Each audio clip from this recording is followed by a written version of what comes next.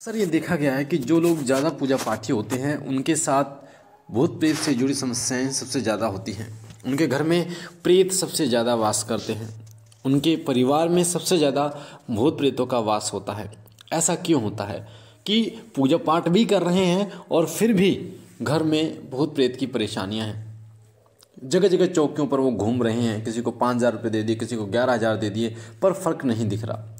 थोड़े दिन के लिए फ़र्क होता है और फिर वहीं पर वो आ जाते हैं। मेरे पास भी बहुत सारे ऐसे केस आए हैं जिनमें प्रेत की परेशानी, मशान की परेशानी, जिंद की परेशानी और भी अन्य मसानी की परेशानी, मरगट की चीज़ों की परेशानी, मरगट का अगवानी की परेशानी, ऐसी ऐसी परेशानियां उनके घर में अपना डेरा जमाए हुए थी। और वो सभी लोग पूजा पाठी, हम बहुत ज़्यादा पूजा पाठ करते हैं, तो ऐसा क्यों होता है कि उनके साथ ये परेशानी बढ़ जाती है। अधिकतर क्या होता है कि कई बहन और भाई चौकियों को देखकर, भक्तों को देखकर, साधकों को देखकर ये सोचते हैं कि हम भी एक अच्छे भगत बन जाए और हम भी भूतों को निकालें, हम भी उस गद्दी पर बैठें, हम भी एक योग्य गुरु बन पाएं, हमारे भी बहुत सारे शिष्य हों। इस सोच के साथ वो पूजा पाठ करते हैं और उनकी टकटकी जो नज़र होती है वो होती है संकेतों के ऊपर कि इष्ट देव जिनकी वो उपासना कर रहे हैं उनको संकेत मिलेंगे, उनको दर्शन होंगे।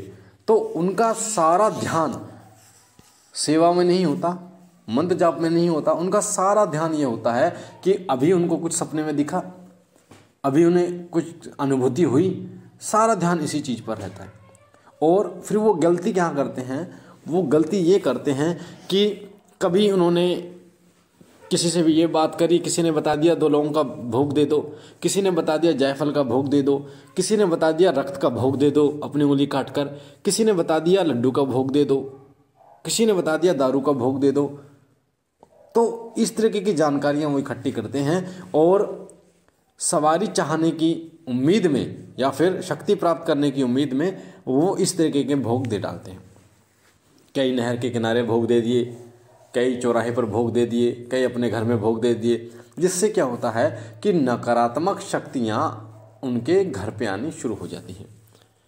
किसी भी शक्ति का जब आप आवाहन करते हैं, किसी भी शक्ति का जब आवाहन करते हैं तो वो आती जरूर है, अदृश्य रूप से वो शक्ति वहाँ पर उपस्थित जरूर होती है।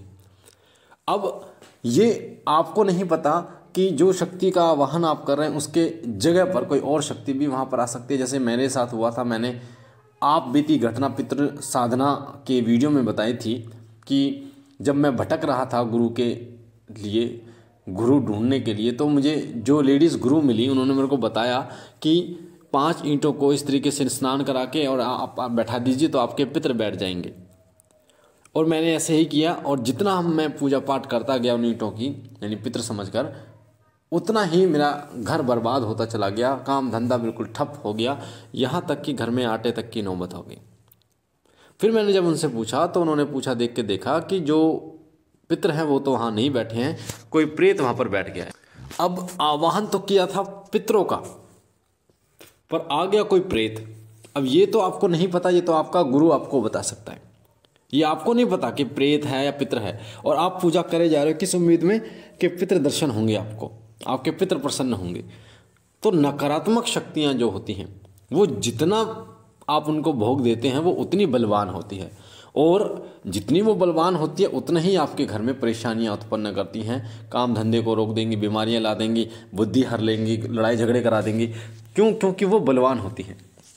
सकारात्मक शक्ति, देवी और देवता, उनका जो आप भोग दोगे तो वो बलवान होंगे, तो सकारात्मक आपको फर्क दिखेगा, यानी कि वो सकारात्मक प्रभाव डालेंगे, आपके घर में बरकत डालेंगे, एकता लाएंगे, घर में प्रेम भाव बढ़ाएंगे, पैसे देने में बरकत देंगे। पर इससे उल्टा होता है नकारात्मक शक्तियों के साथ। तो आपको नहीं पता कि जिन शक्तियों का आप आवाहन कर रहे हैं वो शक्तियाँ जिनका आप कर रहे हैं, क्या वही शक्तियाँ वहाँ पर विराजमान हुई है या फिर कोई अन्य। जो भोग आप दे रहे हैं वो भोग आपके पितरों तक जा रहा है या फिर जिन देवता का आपने भोग दिया है उन तक जा रहा है या फिर किसी अन्य को, ये आपको नहीं पता। जिससे क्या होता है कि आप उनका आवाहन कर लेते हैं और शक्ति कोई और आके बैठ जाती है, फिर उसके बाद आप पूजा पाठ करते जा रहे हैं, आपको परेशानियां बढ़ती जा रही हैं। एक तो ये सबसे बड़ा कारण होता है जिससे आपके घर के अंदर प्रेत बाधाएं घुस जाती हैं, भूत प्रेत जिन वगैरह घुस जाते हैं आपके घर में। दूसरा तरीके जिससे ये आपके घर में घुसते हैं वो होता है कि आप किसी भगत के पास गए, आपने वहाँ से भभूत ले ली, वो अपने घर में रख ली, फिर किसी भगत के पास गए, आपने नारियल रख लिया, वो अपने घर, उन्होंने नारियल दिया, वो आपने अपने घर पे रख लिया। यानी किसी भगत के पास गए, उसने गंडा गोली दे दिया, आपको ताबीज़ दे दिया, वो आपने अपने घर पे रख लिया। अपने घर पे आप बोझ बढ़ा रहे हो, अपने ऊपर बोझ बढ़ा रहे हो। उनका क्या कार्य, कुछ नहीं किया आपने। उनका भभूत रखी हुई है, हवन की सामग्री रखी हुई है, जिनमें आप भोग देते हैं कंडे पर, वो भी रखा हुआ है। आपने अभी तक उनको जल प्रवाहित नहीं किया। 5-10 चौकियों पर गए, 10 चौकियों से मिली सामग्री आपके घर में पड़ी हुई है, और जितनी भी सामग्री होती है वो सभी अभिमंत्रित होती है। यानी कि किसी न किसी देवी देवता से अभिमंत्रित होती है, या फिर देवी देवता से नहीं तो अन्य शक्तियों से अभिमंत्रित होती है। यानी जिस भी भगत ने अभिमंत्रित किया है, कई भगत अभिमंत्रित करते हैं मसान की शक्ति से, कई भगत देवीय शक्ति से करते हैं, कई भगत योगिनियों की शक्ति से करते हैं। तो वो सभी शक्तियाँ आपके घर में मौजूद हो गई, और आपका जो घर है वो एक प्रकार से उनका घर बन गया। तो जब आप उनको जल प्रवाह नहीं करते, तब तक आपके ऊपर बोझ रहता है, और वो शक्तियाँ जाएंगी कहाँ?